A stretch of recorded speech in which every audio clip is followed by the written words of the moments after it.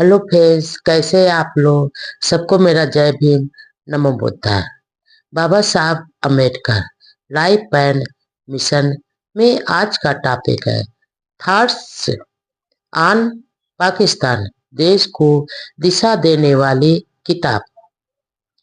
पुस्तक में कहा गया कि वाद विवाद किए बिना यह बात मान लेनी चाहिए कि मुसलमान एक कौम है। हिंदुओं को यह आशंका दूर कर देनी चाहिए और घबराना नहीं चाहिए कि यदि पाकिस्तान बना तो राष्ट्रीय सुरक्षा की दृष्टि से हमारे सुरक्षित सरहद नहीं रहेगी, क्योंकि आधुनिक युग में भौगोलिक कारण निर्णायक नहीं बनते। हिंदुस्तान के पास पाकिस्तान की तुलना में अधिक साधन व प्राकृतिक संपदा है, इसलिए वह कमजोर पड़ जाएगा ऐसा नहीं लगता है। पुस्तक में यह भी कहा गया है कि यदि कोई मुसलमान हिंदुस्तान में रहकर विरोध करे या मित्र की तरह नहीं रहे, इसकी अपेक्षा तो उनका बाहर रहना और वहां से विरोध करना ज्यादा अच्छा है। बाबा साहब ने पुस्तक में हिंदुस्तान से मुसलमानों का तथा पाकिस्तान से हिंदुओं का शांतिपूर्ण ढंग से अदला बदली का महत्वपूर्ण सुझाव दिया। उन्होंने उदाहरण दिए कि तुर्की, ग्रीस, बुल्गारिया जैसे देशों में धर्म के आधार पर हो रहे आपसी भीषण युद्धों को खत्म करने के लिए धर्म आधारित जनता की ऐसी ऐसे ही अदला बदली की गई थी। देश की जनता शांति से रहे और प्रगति करे, इसलिए यह एक अचूक सुझाव था। बाबा साहब धार्मिक कट्टरता, अंधविश्वास से परे मानवतावादी व राष्ट्रवादी विचारों को महत्व देते थे। पुस्तक में जहां एक ओर उन्होंने हिंदू समाज में व्याप्त जात पात भेदभाव व समाज के विघटनकारी व्यवहार पर प्रहार किया, तो दूसरी ओर मुस्लिम समाज के सुधार विरोधी व्यवहार की भी कड़ी आलोचना की। पुस्तक में लिखा है, मुसलमानों के मन में लोकतंत्र का प्रभाव नहीं पड़ता, वे अपने धर्म के प्रति ज्यादा निष्ठा है और समाज सुधार का विरोध करते हैं। मुसलमानों को मुस्लिम धर्म विश्व धर्म लगता है। वे यह मानते हैं कि इस्लाम हर प्रकार के लोगों, हर समय, सारी परिस्थितियों में अच्छा है, लेकिन इस्लाम का भाईचारा सर्वव्यापक भाईचारा नहीं है। मुसलमानों का भाईचारा केवल मुसलमानों के लिए अधिक है, गैर मुसलमानों के लिए उसमें घृणा और शत्रुता के भाव होते हैं। मुसलमानों की राष्ट्र निष्ठा उन्हीं देशों के साथ होती है जिसमें मुस्लिम शासन हो, और जिस देश में मुस्लिम शासन नहीं करते उसको शत्रु की भूमिका समझते हैं। इस्लाम किसी सच्चे मुसलमान को भारत को अपनी मातृभूमि मानने और हिंदू को अपना इष्ट मित्र मानने का भाव पैदा नहीं करता, आज्ञा नहीं देता। किताब में कहा गया है कि मुसलमानों में अब नए जीवन के लिए जागृति आ गई है। अब तक वे अपने को अल्पसंख्यक जमात मानते थे, लेकिन अब उन्होंने अपना रास्ता ढूंढ लिया। जो मुसलमान अपनी मंजिल की तरह नहीं बढ़ेगा वह न समझ ही रहे होगा। यदि एक बार अलग राष्ट्र का निश्चय किया है तो सूरज की तरह उनकी मंजिल चमक रही है। थॉट्स ऑन पाकिस्तान में बाबा साहब ने पाकिस्तान का समर्थन कर हिंदुओं से भी नम्रता से पूछा कि अखंड भारत जिसके लिए संघर्ष करना चाहिए उसका ध्येय क्या है। जोर जबरदस्ती कोई समाधान नहीं है, यदि आपने पाकिस्तान को मंजूरी दी तो बाद में एक दूसरे के अधिकारों के हनन और गुलामी से तो मुक्त होंगे। ग्रीक तुर्किस्तान के उदाहरणों का अध्ययन कर आप विभाजन को स्वीकार कर लो। यदि समुद्र में कोई जहाज डूब रहा है तो अधिक सामान को उतार कर हल्का करना ही ठीक रहता है। यदि केंद्र में मजबूत सरकार चाहिए तो देश का विभाजन स्वीकार कर लें, अन्यथा परिणाम भयंकर होंगे। जबरदस्ती थोपी गई एकता देश के विकास में बड़ी बाधक होती है। भारत की आजादी की सारी आशाएं मिट्टी में मिल जाएंगी यदि अभी भी देश की अखंडता पर जोर दिया तो भारत कभी भी एक संग नहीं होगा।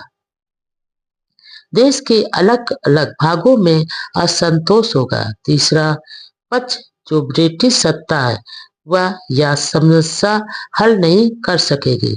दोहरेपन की भावना पैदा होगी और देश एक कमजोर रक्तहीन रोगी बनकर रह जाएगा, जिंदा लाश की तरह हो जाएगा।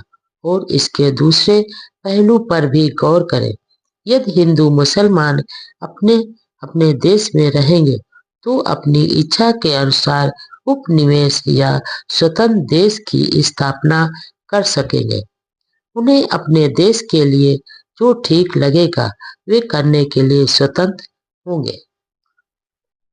जब कांग्रेस के पूरे प्रस्ताव की ओर ब्रिटिश सरकार ने ध्यान नहीं दिया तो कांग्रेस ने फिर से गांधी जी का नेतृत्व स्वीकार कर लिया। ब्रिटेन का पूरा ध्यान द्वितीय विश्व युद्ध की ओर था। वह उसमें बुरी तरह से उलझ चुका था। गांधी जी अहिंसा के आधार पर युद्ध में भाग लेने का विरोध करने लग गए, जबकि प्रथम विश्व युद्ध में गांधी जी ने अंग्रेजों का पूरा साथ दिया था।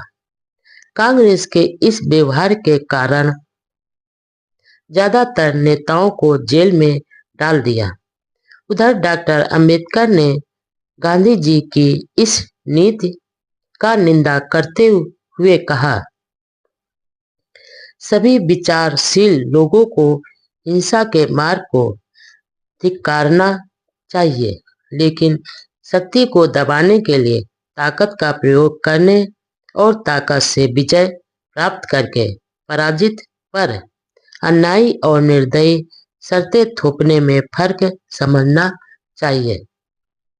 मेरे विचार में बुराई शक्ति प्रयोग में नहीं बल्कि विजय के दुरुपयोग में है। गांधी और उन जैसे शांति के पुजारियों को उस समय अमरण अनशन रखना चाहिए जब पराजित को अन्यायी और निर्दयी शर्तें पेश की जाए। यदि गांधी जी ऐसा करेंगे तो वह मानवता के बड़े सेवक कहलाएंगे। अतः उनकी लड़ाई तुच्छ शांति के खिलाफ होनी चाहिए, ताकत के खिलाफ नहीं।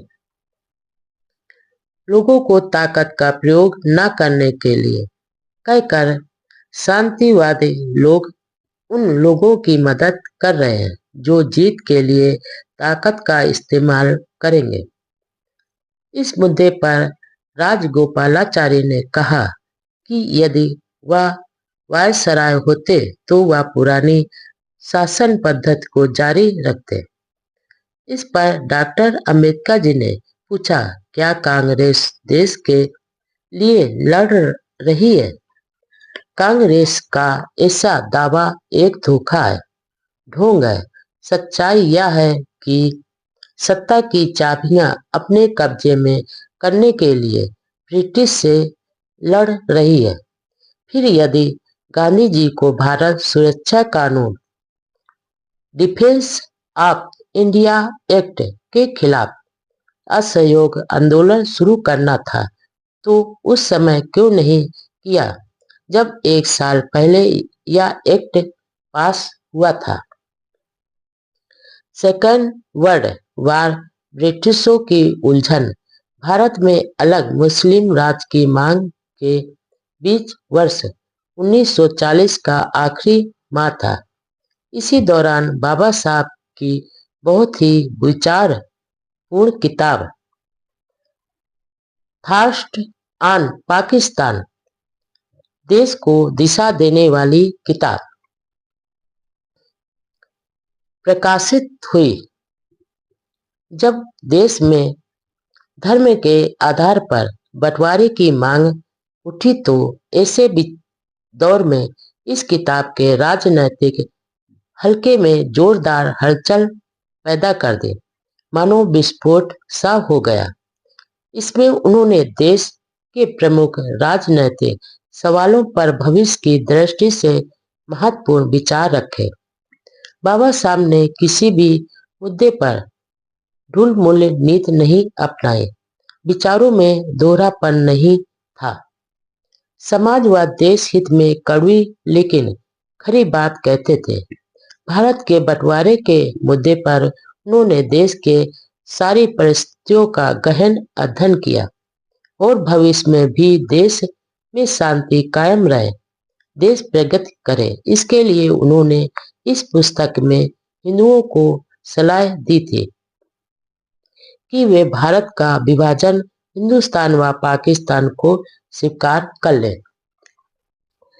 जब बाबा साहब जी ने सम्मेलन की अध्यक्षता स्वीकार कर ली और अपना अध्यक्षीय भाषण भी लिख दिया, तो मंडल के नेताओं ने पहले तो यह कहकर भाषण की हाथ से लिखी कॉपी मांगी कि वह उसे लाहौर में छपवाएंगे, लेकिन जब बाबा साहब जी ने उसे बंबई में ही छपवाने को कहा तो मंडल के नेता घबरा गए।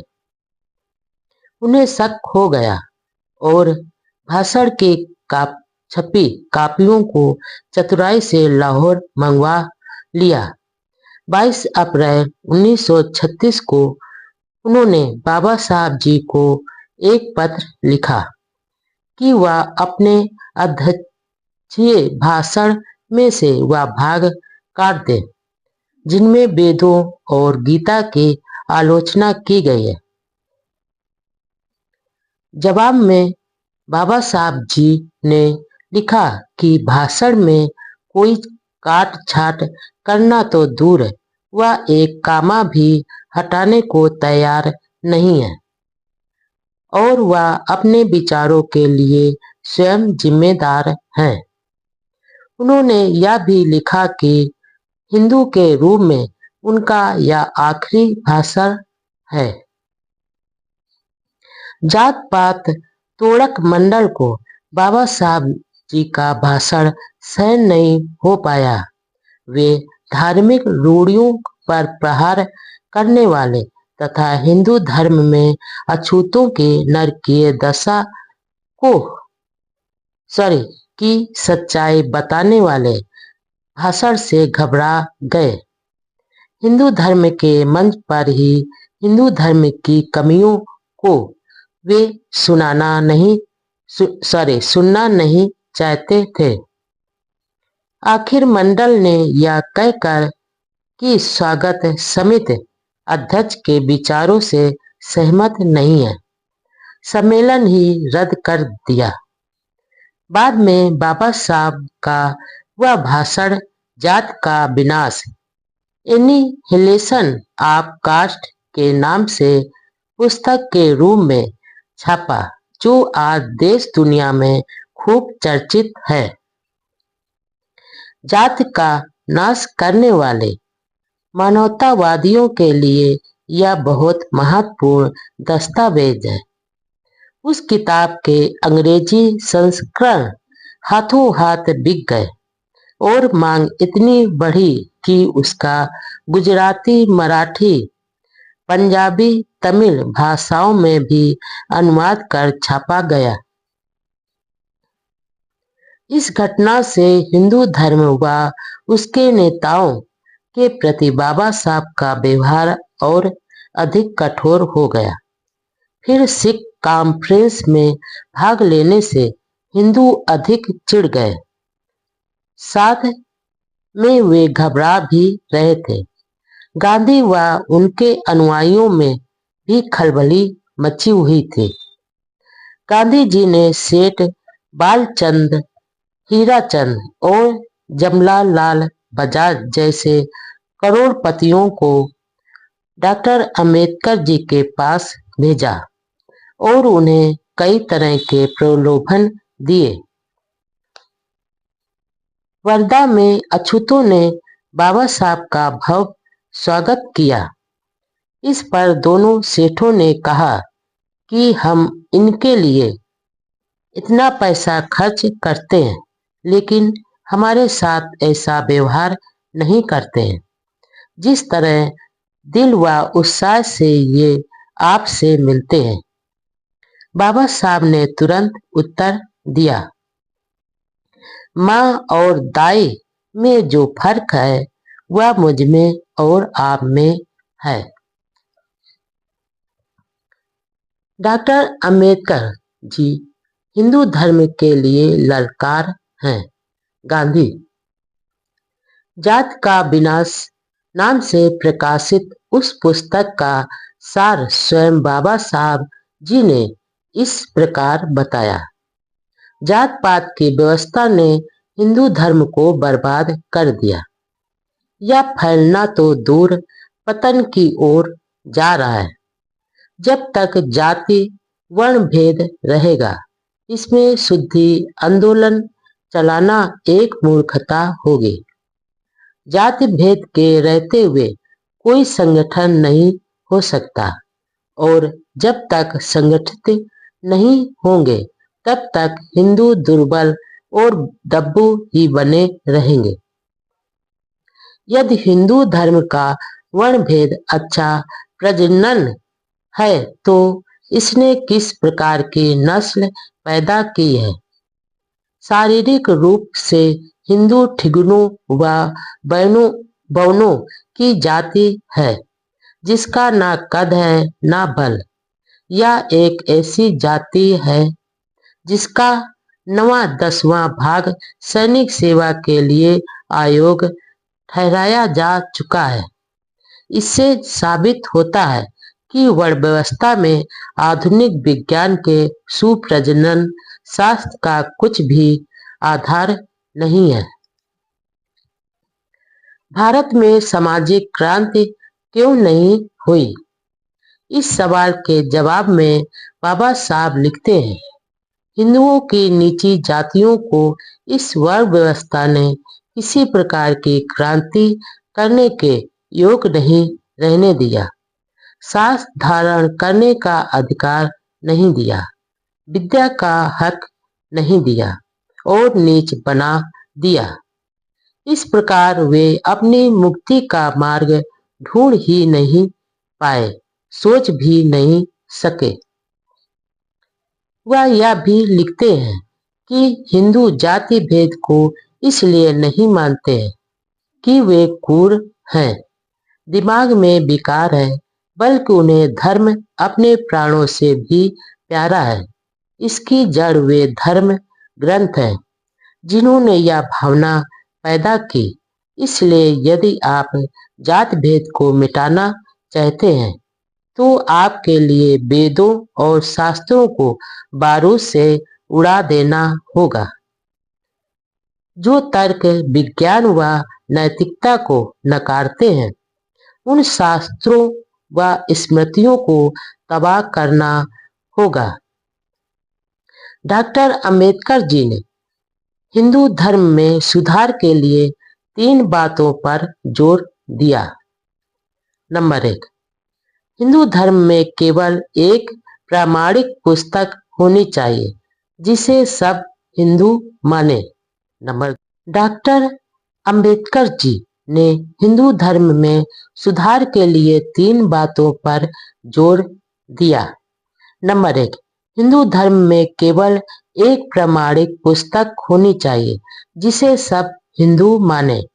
नंबर 2, पुरोहित का पेशा वंश परंपरागत करने की बजाय हर हिंदू व्यक्ति को पुरोहित पढ़ने का अधिकार हो।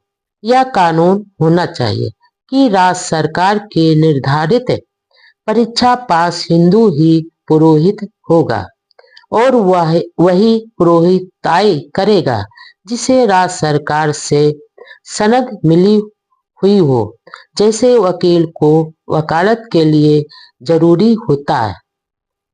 नंबर 3, जिसके पास प्रमाण पत्र व सनद नहीं हो उसके लिए पुरोहित का काम करना अपराध ठहराया जाए। डॉक्टर अंबेडकर जी के भाषण पर गांधी जी ने 11 जुलाई 1936 को हरिजन नामक अपने अखबार में लिखा था, डॉक्टर अंबेडकर जी हिंदू धर्म के लिए ललकार हैं। खोने के लिए गुलामी की बेड़ियां, पाने के लिए सारा जहां। बाबा साहब का झुकाव सिख धर्म की ओर था। इसी सिलसिले में वह अमृतसर की सिख कॉन्फ्रेंस में भी शामिल हुए थे, लेकिन अब तक वह किसी नतीजे पर नहीं पहुंचे थे। धर्मांतरण पर वह अपनी महार जात के लोगों की भी राय जानना चाहते थे कि आगे क्या फैसला करें।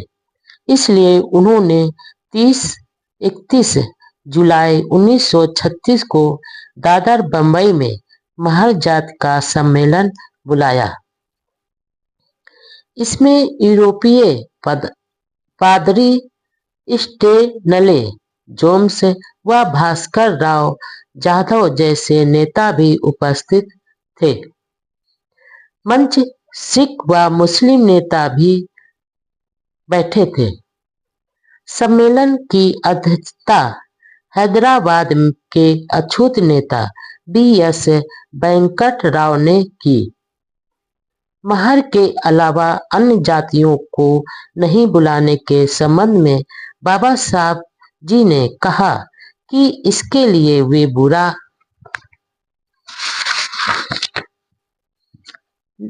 नहीं माने।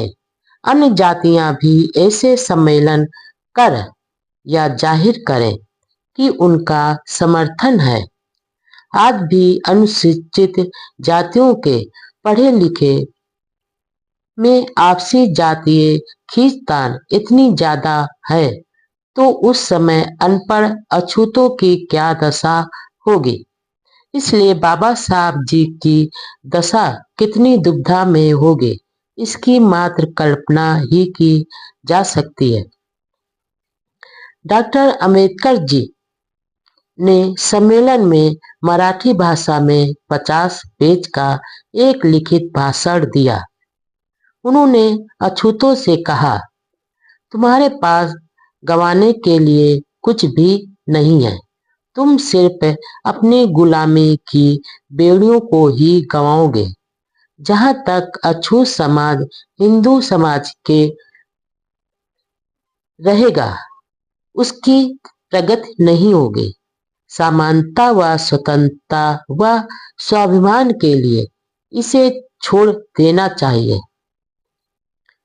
तुम ऐसे धर्म में क्यों नरकीय जीवन गुजारते हो जो तुम्हें अछूत समझकर तुम्हें सम्मान, आजीविका, शिक्षा, आवास और धन से दूर रखता है।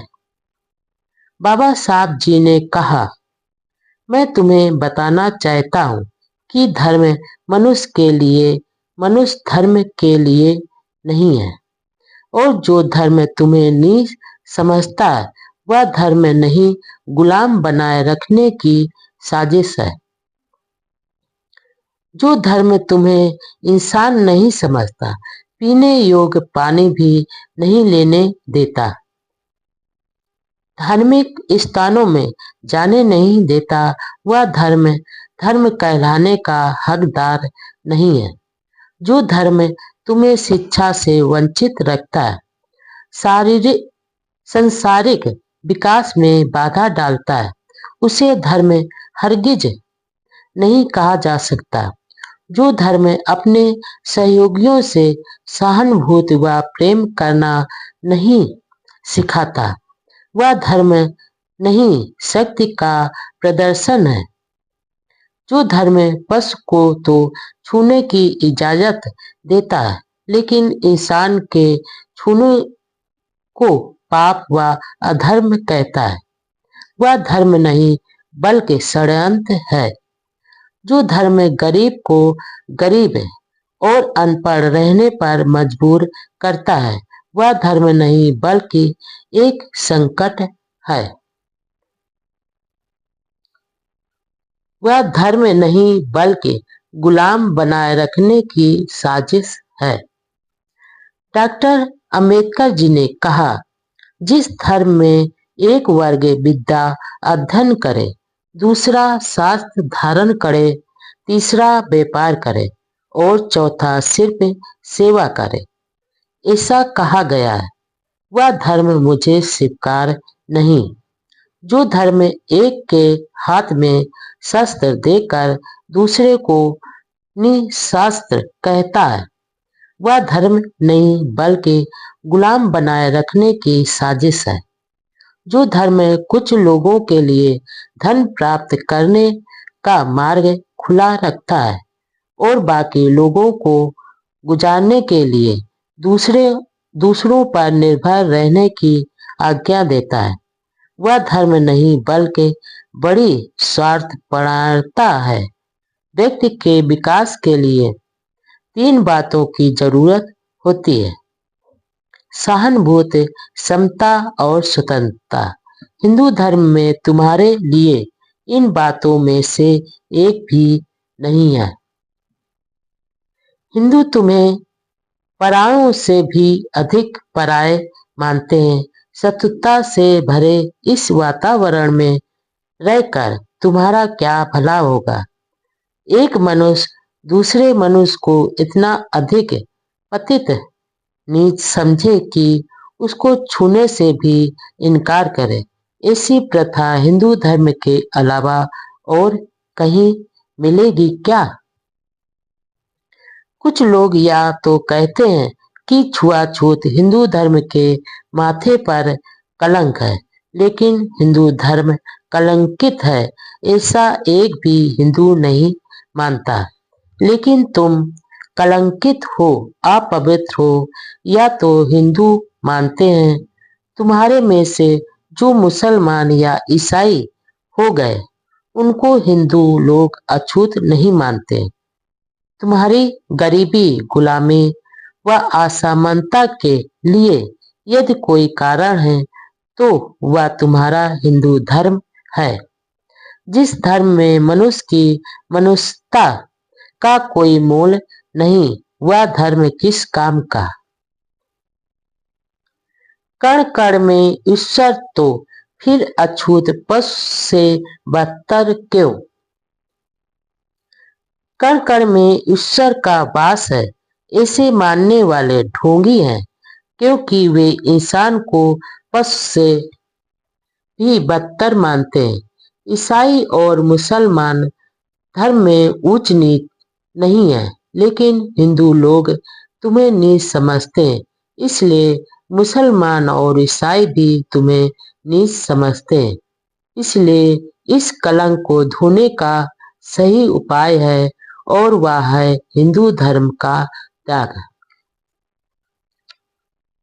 यह कहा जाता है कि हिंदुओं में कई लोग हिंदू धर्म में सुधार करने के लिए तैयार हैं, इसलिए उनके सहयोग से जाति भेद व छुआछूत को नष्ट करने की बजाय धर्म को छोड़ना उचित नहीं है।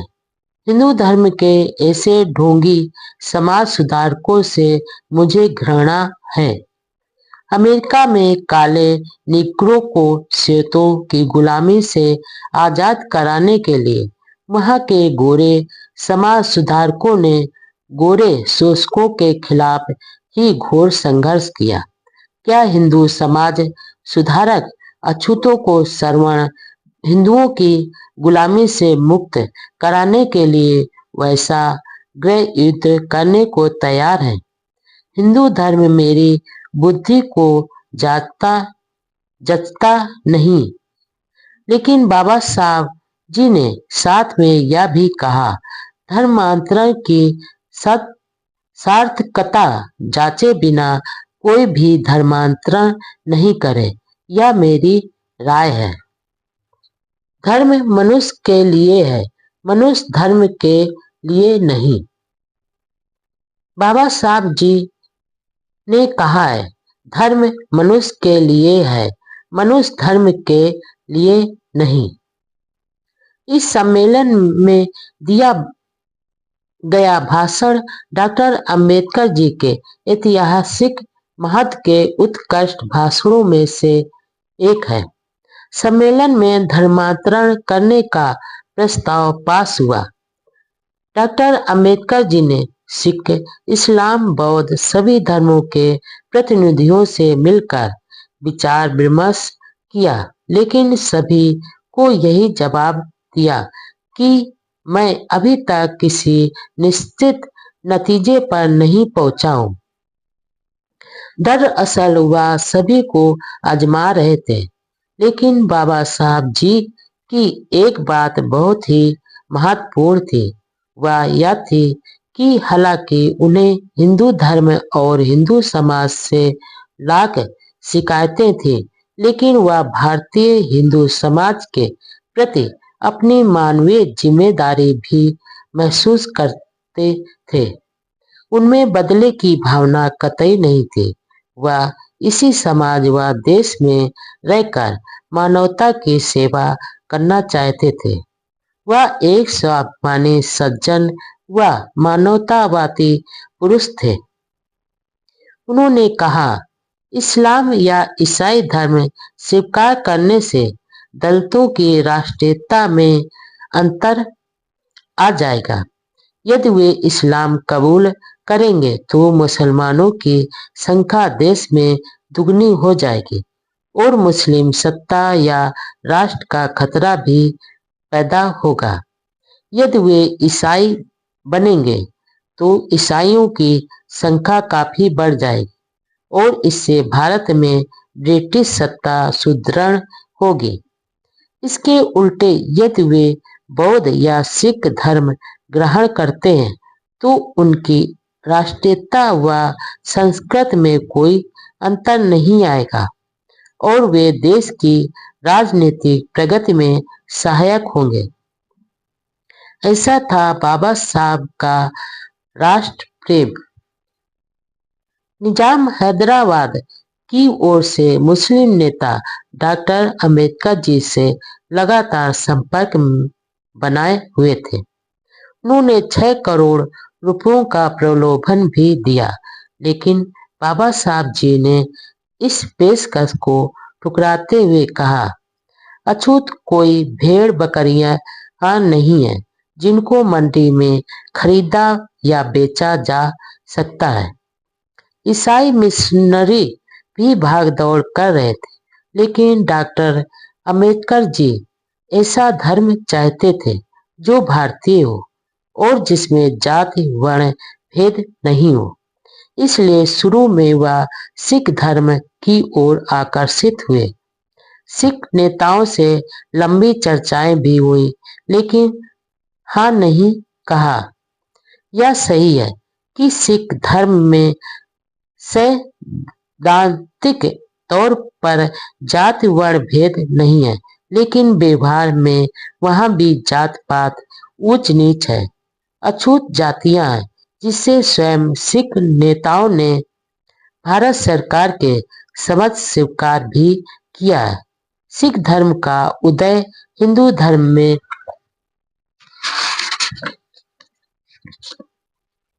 जात पात, ब्राह्मणवाद, ऊंच नीच व अंधविश्वास के खिलाफ विद्रोह के रूप में हुआ था, लेकिन बाद में सिख धर्म खुद इनकी चपेट में आ गया।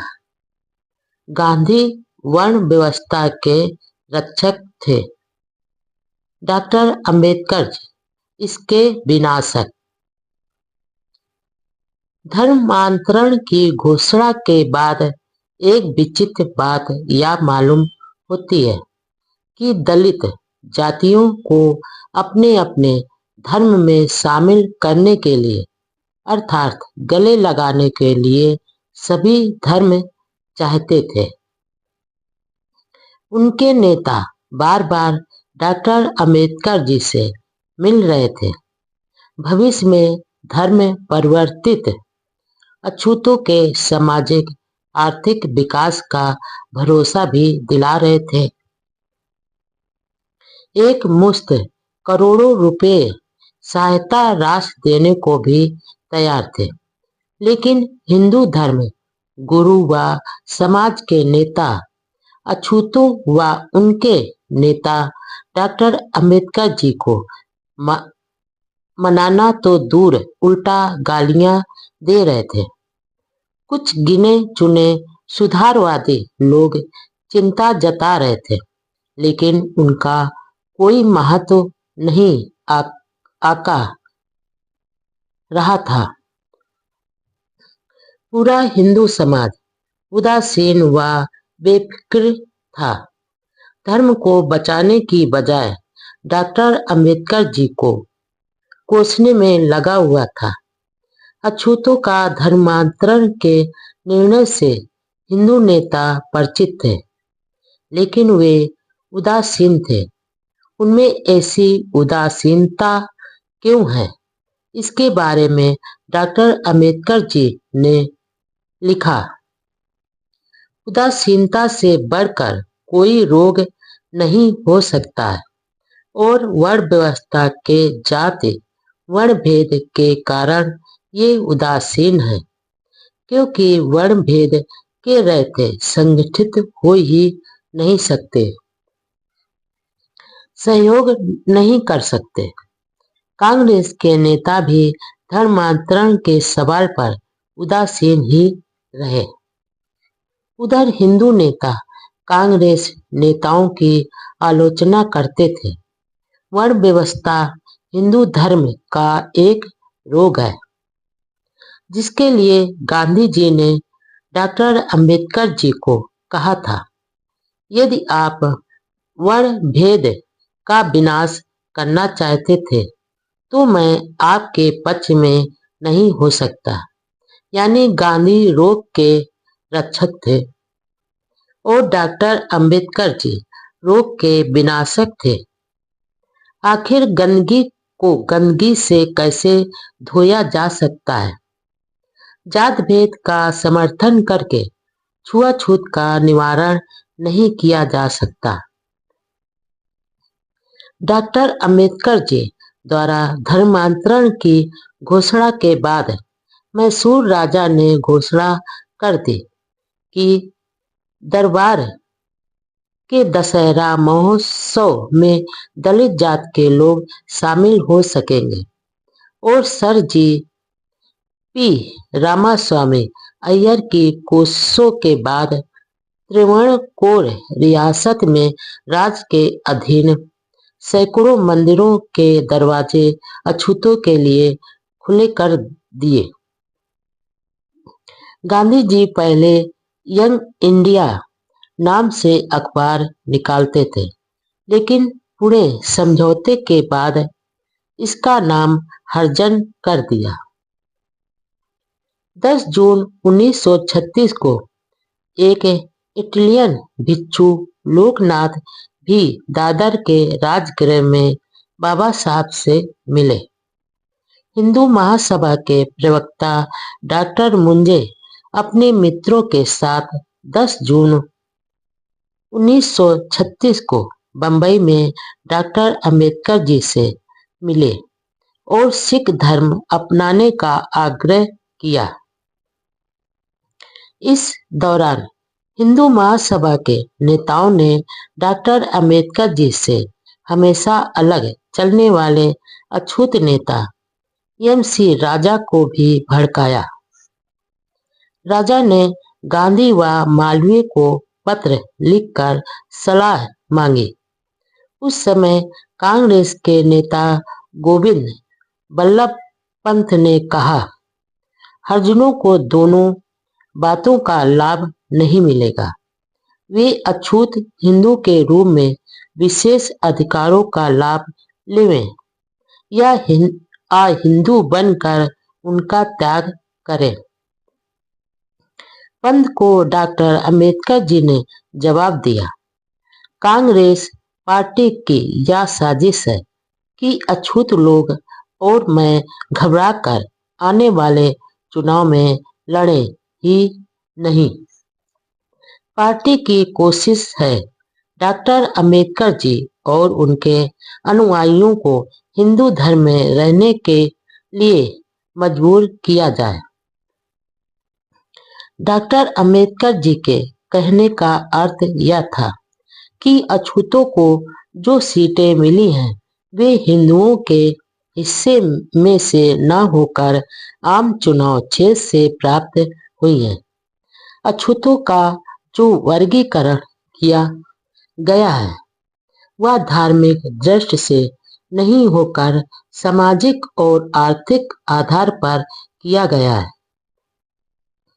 पंत और डॉक्टर अंबेडकर जी के बीच वाद विवाद के बारे में संडे स्टेट्समैन अखबार ने लिखा कि डॉक्टर अंबेडकर जी जैसे कानून विशेषज्ञ संवैधानिक विषयों में हस्तक्षेप करने वाले कोई एरे गैरे व्यक्ति नहीं है। वह संविधान विज्ञान के महान कानून विशारद हैं। किस समय किस मुद्दे पर क्या बोलना है वे अच्छी तरह जानते हैं। उनके पास बुद्धि की बड़ी पूंजी है, इसलिए वे हर समय किसी भी विषय पर वाद विवाद की स्थिति में तैयार रहते हैं। इसलिए डॉक्टर साहब का कहना उचित है। इधर डॉक्टर अंबेडकर जी के विरोधी अछूत नेता एम.सी. राजा गांधी जी सहित कई हिंदू नेताओं से डॉक्टर अंबेडकर जी के विचारों के खिलाफ पत्र व्यवहार करते रहते थे। गांधी जी को यह अच्छा अवसर मिला और उन्होंने राजा से पूछे बिना ही राजा के पत्रों को अपने अखबार में छाप दिए। अब पाठक अंदाज लगा सकते हैं कि डॉक्टर अंबेडकर जी पर क्या गुजरी होगी। राजनीतिक क्षेत्र में संघर्ष, लेबर पार्टी की स्थापना। बाबा साहब के मन में अछूत किसान मजदूर मेहनतकश कौम के अधिकारों की बहुत चिंता थी। उनकी इच्छा थी राजनीति में प्रवेश कर कानून के माध्यम से इनके अधिकारों की रक्षा हो तथा प्रगति करे। गवर्नमेंट ऑफ इंडिया एक्ट 1935 के अनुसार राज्य सरकारों को स्वशासन का अधिकार दिया जाना था और फरवरी 1937 में राज्यों में चुनाव होने जा रहे थे। हर पार्टी चुनाव की तैयारियां कर रही थी। इस स्वशासन का लाभ आम आदमी तक पहुंचाने के लिए डॉक्टर अंबेडकर जी ने अपने साथियों के साथ विचार विमर्श किया और अगस्त 1936 में स्वतंत्र मजदूर दल इंडिपेंडेंट लेबर पार्टी का गठन किया। इंडिपेंडेंट लेबर पार्टी का दृष्टिकोण सिर्फ अछूतों तक ही सीमित नहीं था, बल्कि इसका उद्देश्य भूमिहीनों, गरीब किसानों तथा मजदूरों के हितों की रक्षा तथा उनकी समस्याओं का समाधान करना था। हालांकि पार्टी का कार्यक्षेत्र बंबई राज्य तक ही सीमित था। डॉक्टर अंबेडकर जी ने नई राजनीतिक पार्टी में अछूतों के अलावा गैर दलितों को भी जोड़ने की योजना बनाई, क्योंकि उन्होंने लिखा, आज का युग जातीय गठबंधन का नहीं है। इंडिपेंडेंट लेबर पार्टी का उद्देश्य श्रमिकों का कल्याण है या मजदूरों का संगठन है। दलित वर्ग डिप्रेस्ड क्लास नाम के स्थान पर मजदूर शब्द का प्रयोग करने का उद्देश्य एक ही है, वह है मजदूर वर्ग में दलित वर्ग का समावेश करना। लेबर पार्टी की मान्यता थी कि किसान की जमीन के निरंतर टुकड़े होना और उन पर जनसंख्या का दबाव होना किसानों की गरीबी का मुख्य कारण है। इसका समाधान यह है कि पुराने लघु उद्योगों को बहाल किया जाए और नए उद्योग शुरू किए जाएं। लोगों की योग्यता और उत्पादन शक्ति बढ़ाने के लिए उन्हें तकनीकी शिक्षा दी जाए। इसके लिए सरकार की ओर से उद्योग चलाने और प्रबंध करने का सुझाव दिया गया। कारखाने के कामगारों के रोजगार तथा कल्याण के लिए बेहतर कानून बनवाना भी पार्टी का एक लक्ष्य था। काम के घंटे तय करना, प्रमोशन के अवसर देना, वेतन, छुट्टियां, आवास की उपयुक्त सुविधा आदि के लिए प्रभावी कानून बनवाने के लिए सरकार को बाध्य करना दल के अन्य लक्ष्य थे। सामाजिक सुधारों के बारे में पार्टी ने घोषणा की कि पार्टी समाज सुधारकों व प्रगतिशील विचारकों को सहयोग करेगी तथा पूंजीवाद, ब्राह्मणवाद, सामंतवाद व धर्मांधता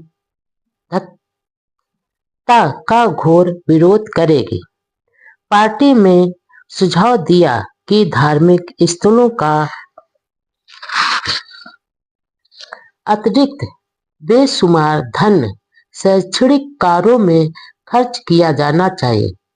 गांव की दशा सुधार कर आधुनिकीकरण की भी पार्टी योजना बनाएगी। पार्टी में सभी जाति वर्ग के मजदूर किसान सदस्य थे।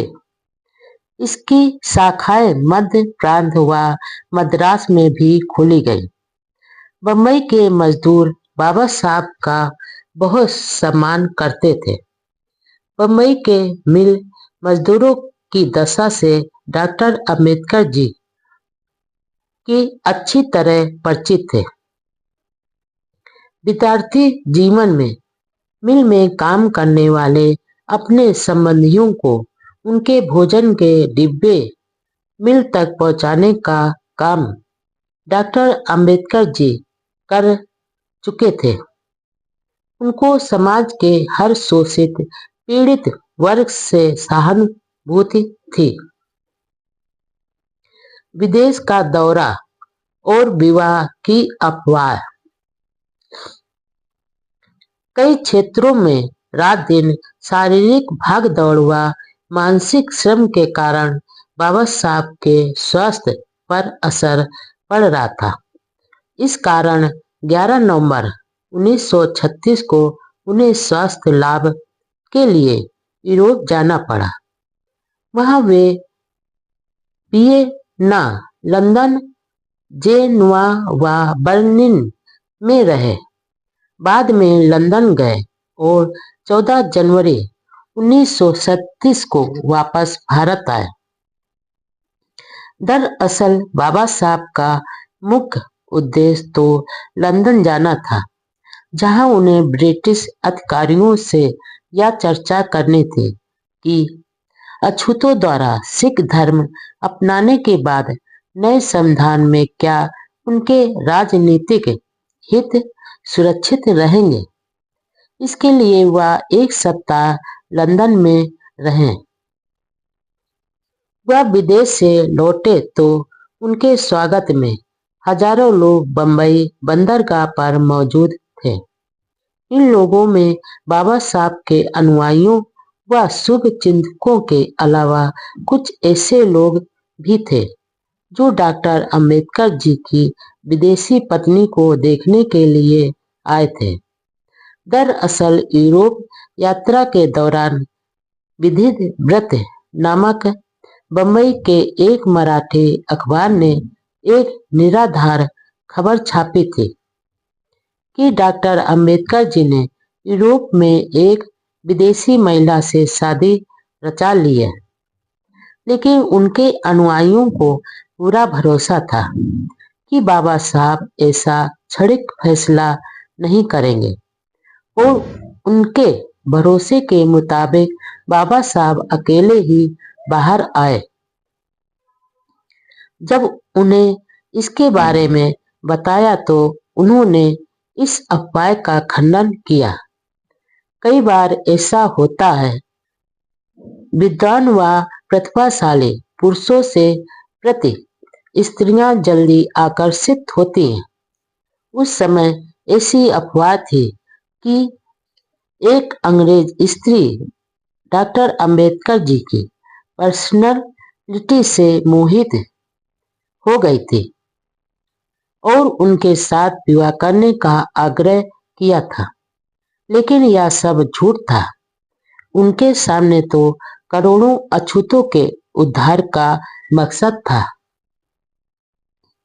14 जनवरी 1937 को यूरोप यात्रा से लौटने के बाद वह अपनी पार्टी के चुनाव अभियान में लग गए और इसके लिए बम्बई प्रांत का दौरा किया। चुनाव में सिर्फ एक महीना बाकी था।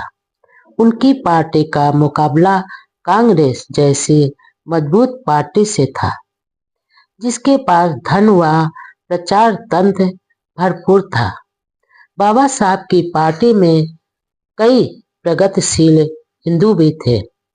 बम्बई विधानसभा की कुल 176 सीटें थी, जिसमें सिर्फ 15 सीटें आरक्षित थी और पार्टी ने 17 उम्मीदवार खड़े किए।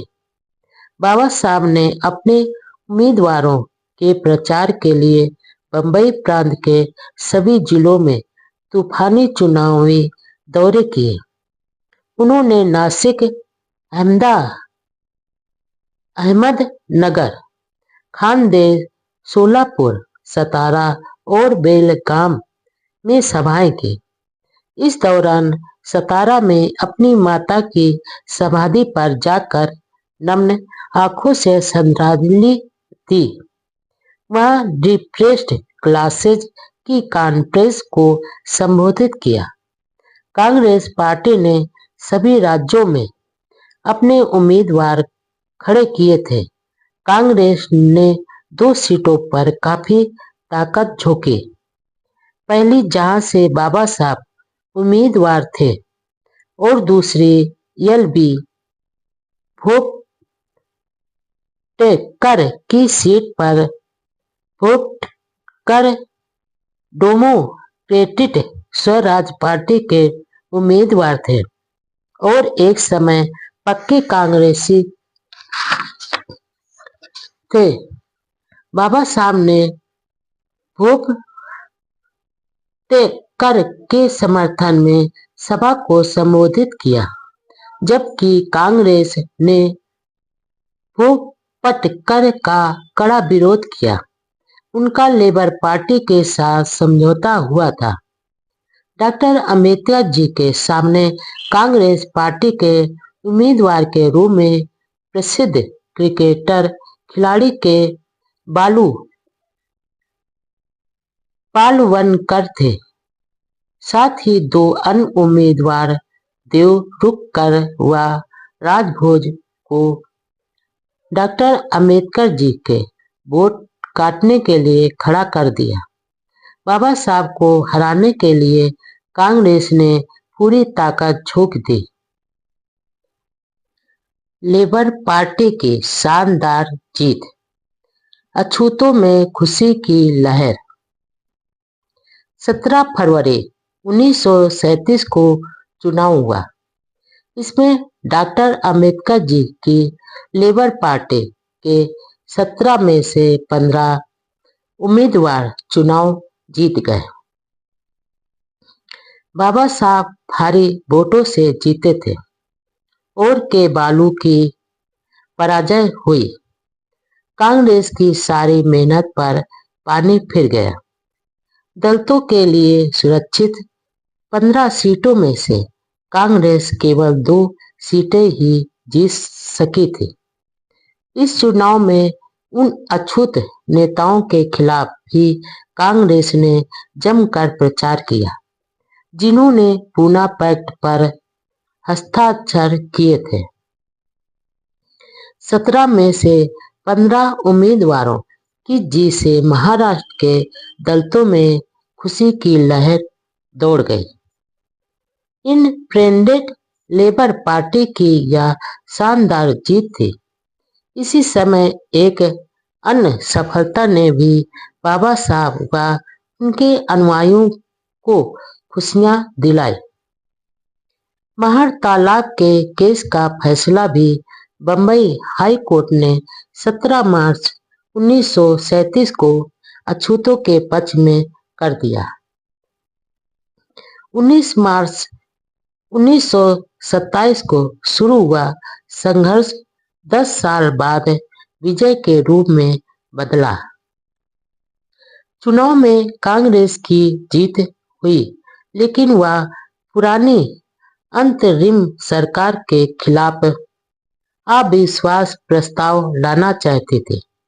डॉक्टर अंबेडकर जी विपक्ष के मजबूत नेता के रूप में थे, जो कांग्रेस के लिए बड़ी चुनौती थी, क्योंकि एक तो वह कांग्रेस के कट्टर आलोचक थे, दूसरे कांग्रेस की राजनैतिक चालों को भली भांति जानते थे। कांग्रेस नेताओं ने अस्थायी सरकार के खिलाफ अविश्वास प्रस्ताव पेश करने के लिए सर धर्मजी शाह, वी कपूर व जमनादास मेहता ने डॉक्टर अंबेडकर जी से सहयोग मांगा। डॉक्टर अंबेडकर जी को इस प्रस्ताव में कोई तुक नहीं दिखाई दिया, इसलिए उन्होंने मना कर दिया। थोड़े दिनों बाद इंडिपेंडेंट लेबर पार्टी की एक विशाल सभा बंबई के कामगार मैदान में हुई। इस सभा में बोलते हुए डॉक्टर अंबेडकर जी ने कांग्रेस को चेतावनी दी, हमें यह नहीं लगता कि ब्रिटिश सत्ता से कांग्रेस पार्टी का चल रहा कथित संघर्ष खत्म होने तक हमारे दुख और शिकायतें वैसी ही चलती रहें। अपने भाषण में कांग्रेस के जवाहरलाल नेहरू की उस सोच की कड़ी निंदा की, जिसके कारण उन्होंने अपने नौकर हरि को दलित वर्ग के नामी उम्मीदवार के सामने खड़ा कर दिया और उस अछूत नौकर को जितवा भी दिया। उन्होंने यह भी स्पष्ट किया कि अंतरिम सरकार में उन्होंने मंत्री पद क्यों नहीं स्वीकार किया। उन्होंने बताया कि ऐसे मंत्रिमंडल में मंत्री बनने का क्या औचित्य था जो अल्पमत में हो और अधिक समय तक चलने वाला नहीं हो। बंबई विधानसभा डॉक्टर अंबेडकर जी ने हरिजन शब्द का विरोध किया। आखिर कांग्रेस ने सरकार बनाने का फैसला किया। अस्थायी सरकार ने त्याग पत्र दे दिया था। 19 जुलाई 1937 को विधानसभा में चुने गए नए मंत्रिमंडल ने शपथ ग्रहण की, जिसमें एक भी दलित मंत्री नहीं था, अधिकतर ब्राह्मण ही थे। शपथ ग्रहण समारोह में अन्य सदस्यों के विपरीत डॉक्टर अंबेडकर जी ने गीता पंथ हाथ में रखकर शपथ ग्रहण करने से मना कर दिया और अलग सम्मानजनक ढंग से शपथ ग्रहण की।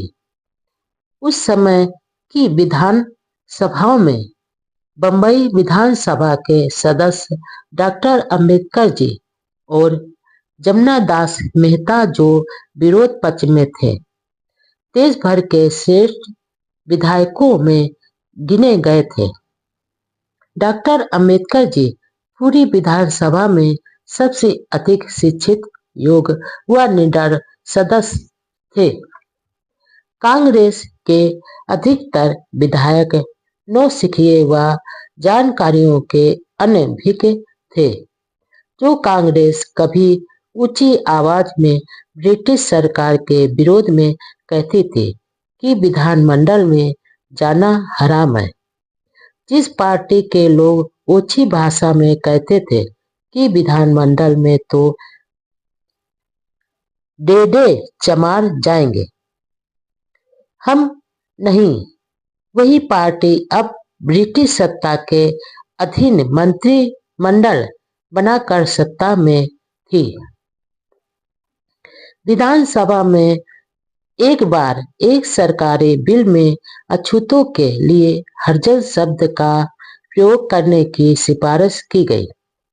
उसका विरोध नासिक के दलित नेता बाबा साहब गायकवाड़ और डॉक्टर अंबेडकर जी ने किया। अछूत सदस्यों का बहुमत हरिजन शब्द के खिलाफ होने के बावजूद सवर्ण हिंदुओं के बहुमत के आधार पर हरिजन शब्द उनके मत्थे मर दिया गया। दादा साहब गायकवाड़ का यह तर्क था कि यदि अछूत लोग ईश्वर के जन हैं, तो क्या सवर्ण हिंदू किसी दानव से संबंधित हैं? डॉक्टर अंबेडकर जी ने कहा कि इस समय मैं कोई अच्छा शब्द सुझाने की स्थिति में नहीं हूं। इस पर मिल बैठकर विचार कर लेंगे, लेकिन उनकी कांग्रेस सरकार ने नहीं सुनी। दरअसल बाबा साहब को हरिजन शब्द में पाखंड की बू आती थी। जब डॉक्टर अंबेडकर जी के निवेदन पर ध्यान नहीं दिया, तो उनकी पार्टी के सदस्यों ने विरोध करने के लिए वॉक आउट किया। इस शब्द के प्रयोग पर प्रतिबंध की मांग बाद में भी बार बार उठती रही। आखिर एक अम्बेडकरवादी कार्यकर्ता व रतनलाल कैन के प्रयासों से केंद्र सरकार के गृह मंत्रालय ने 16 अगस्त 1990 के द्वारा हरिजन व गिरिजन शब्द का सरकारी कामकाज में प्रयोग करने पर रोक लगाई। मजदूरों, किसानों के हित, जमींदारी प्रथा के विरोध में बिल। महाराष्ट्र के गांवों में ज्यादातर महार अछूत लोग सरकारी चौकीदारी का काम करते थे, जिसके बदले में उन्हें वतनी जमीन मिली थी, लेकिन उस पर उनका कोई अधिकार नहीं था। जमीन के छोटे टुकड़े होने से उस पर पैदावार नहीं के बराबर होती थी, जबकि सरकारी चौकीदार के रूप में उनके रात दिन गुलामों की तरह काम लिया जाता था। इसलिए डॉक्टर अंबेडकर जी ने इस वतनी जमीन प्रथा को खत्म कर खेत जोतने वालों का भूमि पर अधिकार हो, इस आशय का बिल विधानसभा में पेश किया। लेकिन कांग्रेस सरकार का समर्थन न मिलने के कारण बिल पास नहीं हो सका। इसके बाद कोंकण क्षेत्र की खेती प्रथा, जो जमींदारी प्रथा जैसी थी, उसे भी खत्म करने के लिए डॉक्टर अंबेडकर जी ने बिल पेश किया। इसके लिए महाराष्ट्र के कई जिलों में संपर्क कर मजदूर किसानों का मोर्चा काउंसिल हॉल पर ही निकाला, लेकिन कांग्रेस यह कतई नहीं चाहती थी कि डॉक्टर अंबेडकर जी का कोई कार्यक्रम सफल हो। हालांकि दोनों बिल मजदूर किसानों के रोजी रोटी से जुड़े थे, लेकिन कांग्रेस नेताओं को इसकी बिल्कुल चिंता नहीं थी। 31 जुलाई 1937 को डॉक्टर अंबेडकर जी एक मुकदमे के सिलसिले के दुलिया गए। 40 गांव स्टेशन पर उनका जोरदार स्वागत किया गया। डॉक्टर अंबेडकर जी कौन है? डॉक्टर अंबेडकर जी हमारे राजा हैं के नारों से आसमान गूंज उठा। ऐसा सम्मान तो उस राजा को भी नहीं मिला होगा जो राज परिवार में पैदा होने के कारण राजा बना हो। बाबा साहब तो ऐसे राजा थे जो गरीबों, शोषितों व मेहनतकशों के दिलों में राज करते थे। रात को दुलिया के विजयनंद थिएटर में डॉक्टर अंबेडकर जी के सम्मान में एक सभा का आयोजन किया गया। वहां उन्होंने कहा, हमें यह बात अच्छी तरह ध्यान में रखनी चाहिए कि अछूतों के कल्याण के प्रति ध्यान न देने वाले अंग्रेजों की जगह अब सामाजिक जीवन में अत्याचार करने वाले लोगों ने सत्ता पर कब्जा कर लिया है, जो कांग्रेस से हैं। अब सावधान रहने की जरूरत है। हर मंत्रिमंडल में ब्राह्मण नेता हैं। इसमें दलितों के लिए कोई स्थान नहीं है। कांग्रेस पार्टी मंत्रिमंडल द्वारा ब्राह्मणवाद को घुसा रही है। मेहनतकश मजदूरों के चहेते नेता बने डॉक्टर अंबेडकर जी। औद्योगिक विवाद बिल के अनुसार मजदूरों के हड़ताल करने के अधिकार को कुछ परिस्थितियों में अवैध या जुर्म घोषित करने का अधिकार सरकार को मिला हुआ था। इसके खिलाफ डॉक्टर अंबेडकर जी की लेबर पार्टी और बंबई प्रांतीय ट्रेडेड यूनियन कांग्रेस ने 7 नवंबर 1938 को बंबई व अन्य शहरों की मिलों में एक दिन की हड़ताल करने की घोषणा की। सरकारी विरोध के बावजूद हड़ताल सफल रही। डॉक्टर अंबेडकर जी की लीडरशिप में हुई इस सफल हड़ताल के बाद वे मजदूरों के चहेते नेता बन गए। 7 अगस्त 1937 को लेबर पार्टी की साधारण बैठक नागापाड़ा के नेबरहुड हाउस में हुई। डॉक्टर अंबेडकर जी पार्टी के अध्यक्ष व कोषाध्यक्ष चुने गए। Barrister MB. समर्थन को महासचिव, चित्रे व उपसाम को सचिव चुना गया। वह सभा में डॉक्टर अंबेडकर जी ने कहा, यह सच है कि गोलमेज कॉन्फ्रेंस में उन्हें यह मांग पेश करने की नहीं सूझी कि हर मंत्रिमंडल में अछूतों का एक प्रतिनिधि भी जरूर लिया जाना चाहिए। 23 अगस्त 1937 को बंबई विधानसभा के मंत्रियों के वेतन संबंधी बिल पेश किया। इस बिल में मंत्रियों का वेतन 500 रुपये हर महीने, साथ में गाड़ी, मकान, भत्ता आदि प्रस्तावित था। डॉक्टर अंबेडकर जी ने कई आधार पर इसका विरोध किया। उन्होंने कहा, मंत्रियों का वेतन निर्धारित करते समय 4 सिद्धांतों से नियंत्रित होना जरूरी है।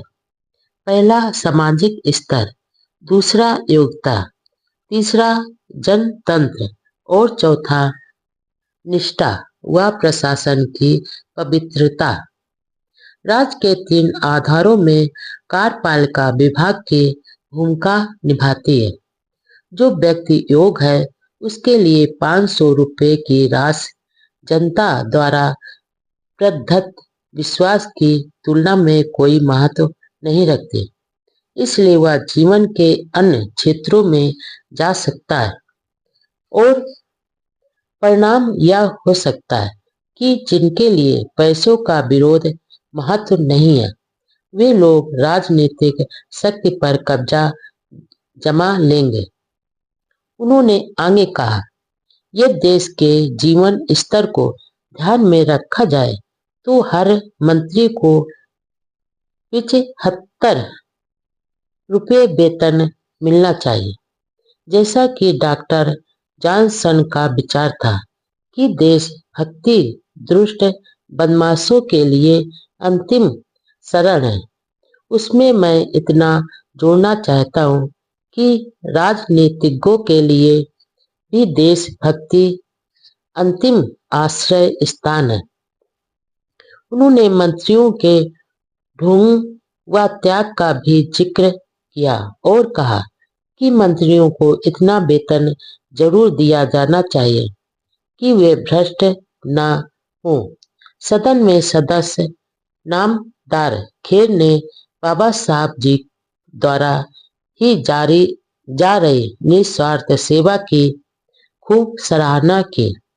डॉक्टर अंबेडकर जी ने कई बार कहा था कि दलित सेवा राष्ट्र सेवा अथवा देश सेवा ही है।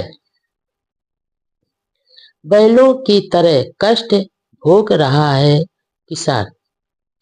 सामाजिक कार्यों के साथ डॉक्टर अंबेडकर जी द्वारा लेबर पार्टी का प्रचार अभियान भी चलता रहता था।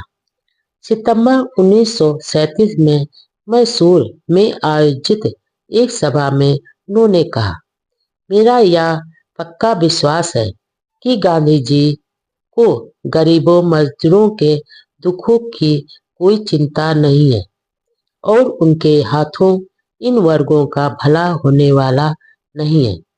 कांग्रेस कोई क्रांतिकारी संस्था नहीं है। यदि ऐसी संस्था होती तो मैं भी कांग्रेस में शामिल जरूर होता।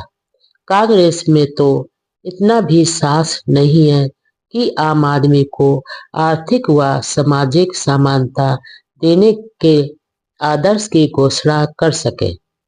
कांग्रेस तो आम आदमी को वह स्वतंत्र और समय देने का वचन भी नहीं दे सकते जिससे वह स्वयं की इच्छा अनुसार प्रगति कर सके।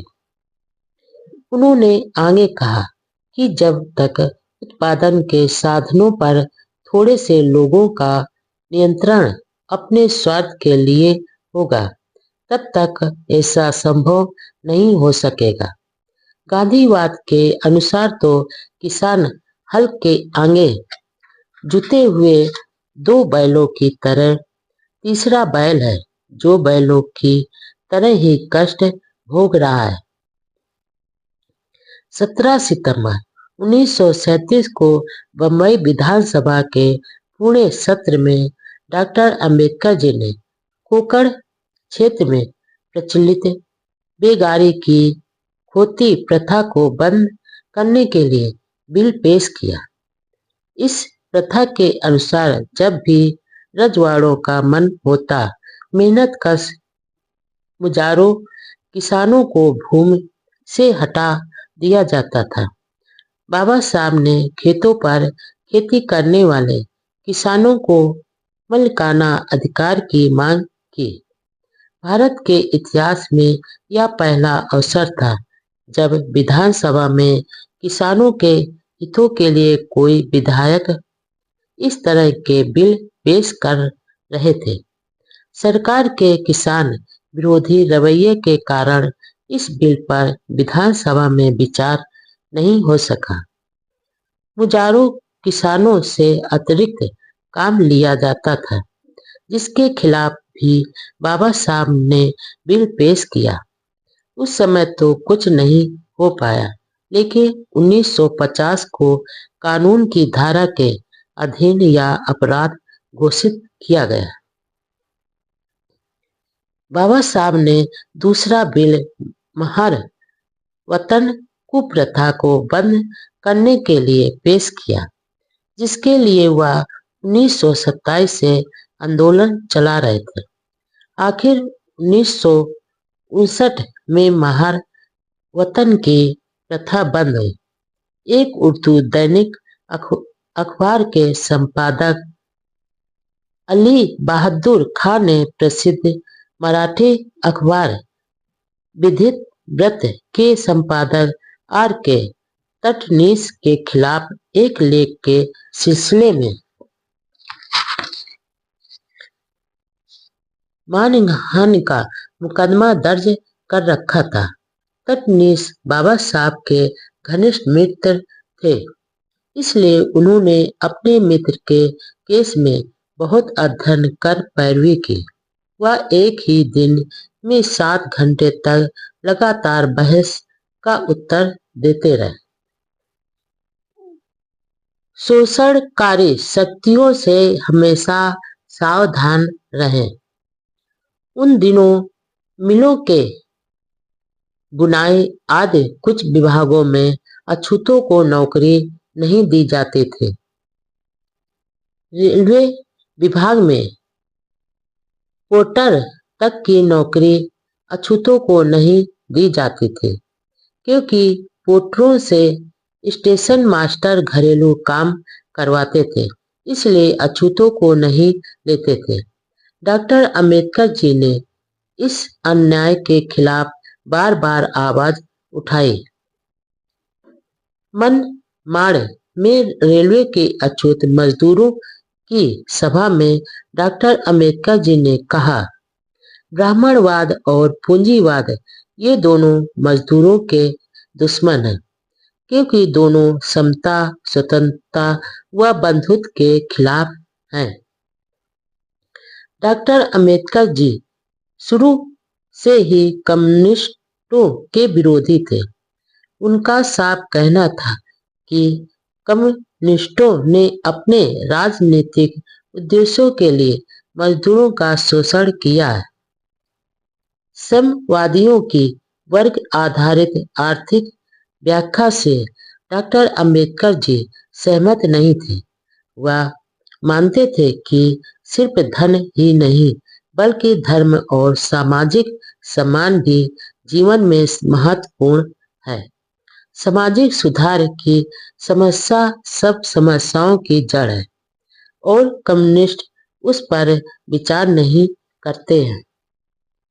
नवंबर 1937 में बंबई के आद्रविड़ तरुण संघ के कुछ अछूत युवकों द्वारा बाबा साहब का सम्मान किया गया। वहां उन्होंने युवाओं को